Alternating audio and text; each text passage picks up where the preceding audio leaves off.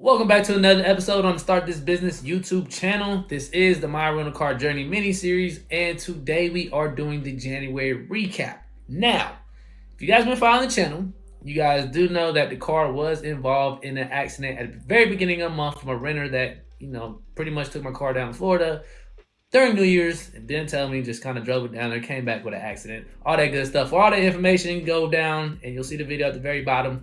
But yes, my car was involved in an accident at the very beginning of the month. So during the month of January, I was experimenting with the claims process for the first time. I mean, this was, a very challenging process. But at the same time, I'm about this money. So, I'm still renting the car out because the car was, was able to be driven. It was already documented that the car was in an accident. So at this point in time, while I was waiting to get my car approved and all these different things, I was still renting the car out. So I'm gonna go over that experience, what it was like, just that awkward feeling kind of walking up to people or telling people, hey, this car has actually been in an accident. Do you still want to rent it? But at the same time, you want to be transparent. So going over all that information, and then most importantly, I will be busting out the dashboard again, going over the numbers so you guys can see exactly how much I earned compared to the other months, despite all these challenges that I've gone through this month. All right, so we're gonna get into it right after this. Stay tuned.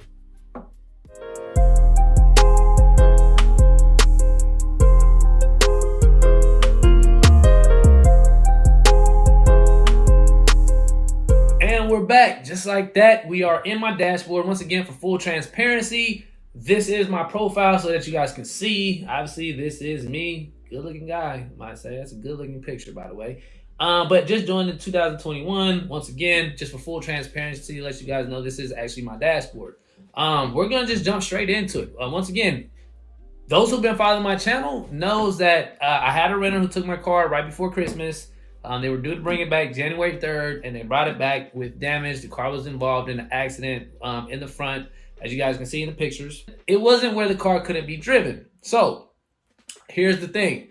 Again, because I was waiting for the renter to kind of see what they were going to do and see if they were going to take care of it throughout this deadline that Turo was giving me, I still just had a car sitting around in the driveway. So I decided just to go ahead and rent it out and just wait until I heard something back from the, the previous renter who was going to take care of it, or, the Turo claims department, whatever I had to do. But in the meantime, while I was sitting around waiting, again, I'm about this money. There was no point in me just letting the car sit. I put it back out there and let it be active. Now, of course, every single time it got booked, I did have to reach out to the renter ahead of time, like almost right away. As soon as they, they booked the car, I reached out to them and said, hey, I see that you got the car. I see that you're renting out the car. Unfortunately, it wasn't an accident from my previous renter. Turo is aware of it, just to let you guys know. Turo is aware of it. It has been documented, and right now I'm going through the Turo process, or the Turo claims process. The car is still drivable, and you are still more than happy. I'm more than happy to let you rent the car out. I just want to let you guys know this is what's wrong with the car. I said that to almost everybody, and I'm gonna show you guys, exactly how many people actually rented my car throughout this process. And out of all the people that I've said this to and, booked my car, nobody declined it after I told them this. So at that point, again, there was no reason for me to pull off the car because, again, it wasn't hurting me. It wasn't hurting my customer reviews. People were still renting the car and were still fine with the fact that as long as it's documented and as long as the car was being driven, they were cool with it. So to avoid, I would guess if anybody's watching this, if you're in a similar situation, just go ahead and be transparent. Like, let them know ahead of time. Don't just let them book your car and then they pull up and you say, oh, by the way, this is what's happening. I would recommend that as soon as someone books a car, you let them know, hey, this is what's going on. If you no longer want to drive it, then I will be more than happy to cancel it for you. That is probably what I would do, just because I think it just makes a lot more sense. And again, you're being transparent, and again, if you want to do this long term, and you never know, some of those people may rock with you and be like, oh man, I appreciate their honesty. Even if they decline your car, they might still keep you in mind for future renters or future rentals. It's just that once again, in this situation, nobody declined it. Everybody decided to move forward with it. So At that point in time, I was with it. So there were some days where, you know, I wasn't actively pushing the car, or like I was, you know, I snoozed it because I'm thinking, hey, I'm going to take it into the shop. So there were some times where I did snoozing on the platform, which snoozing means you're basically, once again, taking your car off the platform, but not deleting your car off the platform, if that makes sense. So again, I was doing that. And as you can see, so this is obviously Donovan was the person who got in an accident. But ever since Donovan, you can see there was a three day gap. And since then, I was getting rentals. Now, I will say this beforehand. If you guys been following the channel, this has been kind of different. But a lot of my renters this time, for whatever reason, were literally just taking my car for one day. And before like January, I wasn't getting a lot of those people, if any of those people at all. Like again, people were renting my car by the weeks. So I don't know what it was, like, cause again, when people initially booked my car, they didn't know about the accident. Like I had to reach out and tell them after they already booked my car. So it's not like they just booked my car for one day because they knew it was in a wreck. Like they were just booking it for one day. And a lot of these people, what I found, they were just taking trips. They were going on a, you know, quick. I mean, I'm in Atlanta, so it's like this person right here, I think he drove to like North Carolina.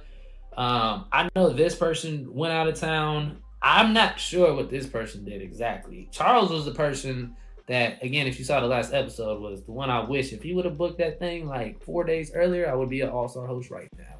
So shout out to Charles for not booking it 4 days earlier. Anyways, I still appreciate your business. But yeah, they were all one-day rentals until I got to this last person. Now, this is where things got, again, a strange customer experience, okay? So obviously, again, everybody got one day. She was booking it out for, I think originally for a week.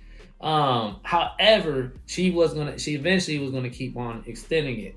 Again, with Latasha, her car was just in the shop. I mean, this is one of the situations that I'm surprised. I'm finding out a lot more people who are renting my car in the same situation, but she was in a situation where her car was in the shop, and for the time being, she just needed a car to drive until she can get her car out of the shop. So this is one of those things where she didn't know exactly how long she would need the car, so she may rent it out for, you know, a couple days or a week or whatever the case may be, and just to keep extending it.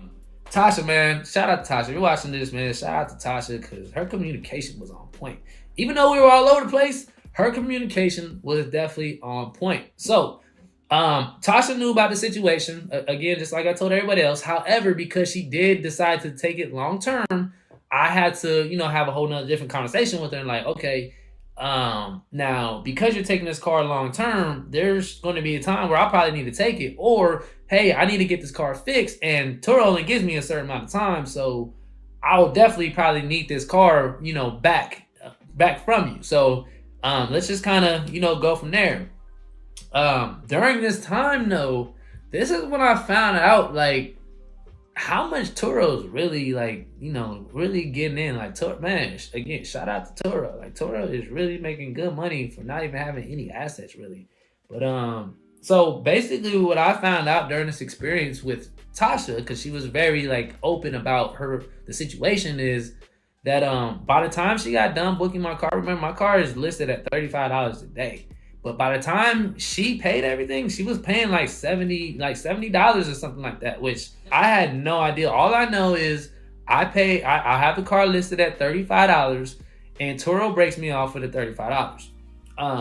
I didn't know that, you know, all these fees and everything were going on, which was kind of crazy. So, you know, we're going back and forth. I'm trying to work with her because she, at the same time, she's like, you know, this is getting real expensive. I'm having to do this, I'm having to do that. So at the end of the day, what we end up doing for her is I pulled my car off of Turo, and I ended up listing my car onto a hire car because at the end of the day, it ended up being a little bit cheaper on hire car.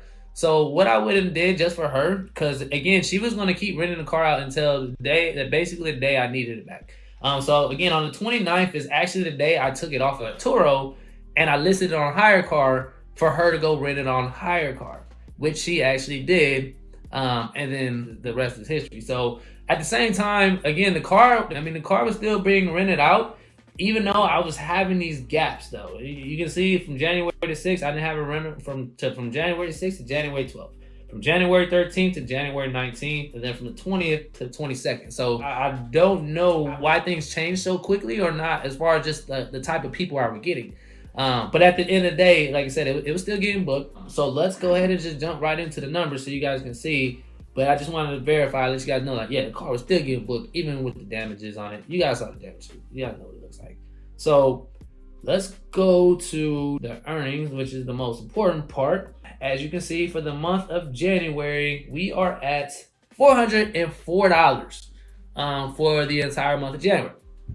Obviously, it's a little bit lower than what you guys seen previous months. So obviously, it is a little bit lower than what we've been getting before. You know, it's going down. It went down. However, the accident obviously had a lot to do with it.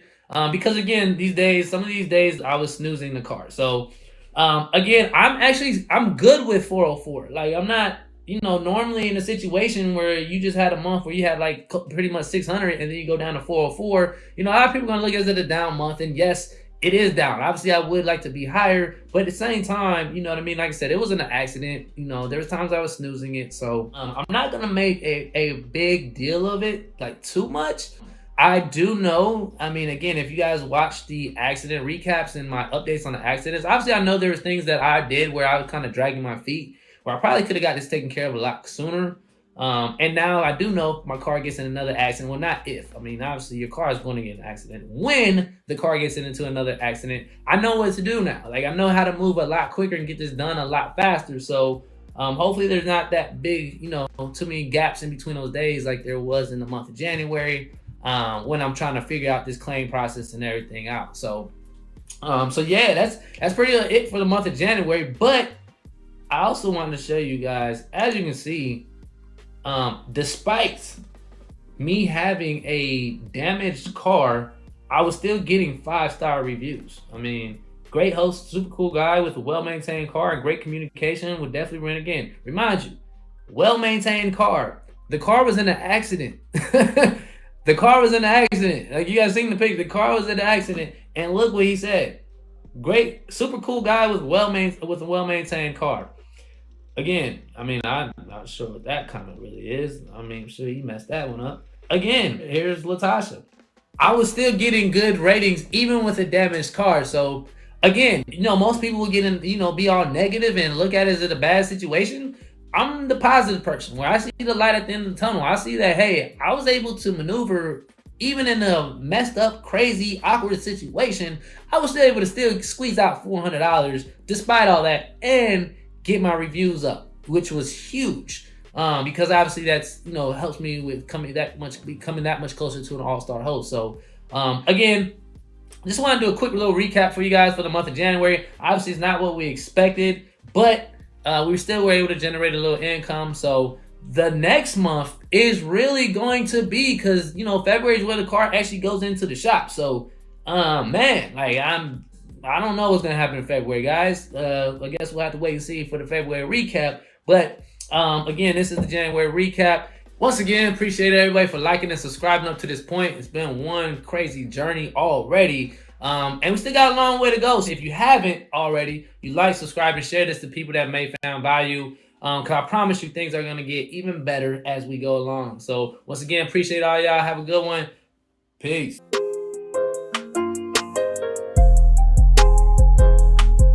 Once again, I appreciate everybody for liking and subscribing up to this point. It's been a pleasure.